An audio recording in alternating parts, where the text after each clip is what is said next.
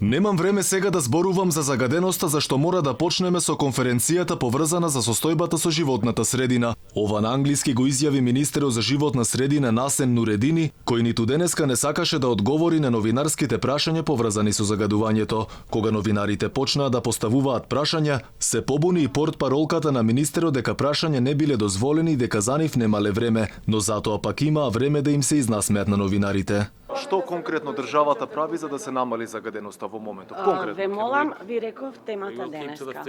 Пошто немаме време, ве молам. Да.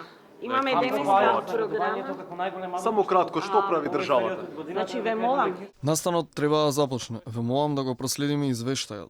Пред почетокот на настанот, министерот даде само куса изјава, но не на македонски, и само наброја неколку мерки кои се дел од стратегијата за загадувањето, но ниту една конкретна. Повикувам на трпение. Ова е комплексен проблем. Сите ресурси се насочени кон спречување на загадувачите. Работиме и на проверка на дозволите за фабриките. Знаете дека гасификацијата е долгорочна мерка на која работиме, со која ќе се намали загадувањето. Колку за подсетување, неговиот претходник Садула Дураку скоро и да не се појавуваше во јавноста, а Нуредини пак избегнува да одговара прашање поврзани со загаденоста која на голема врата тропа во пресрет на зимата.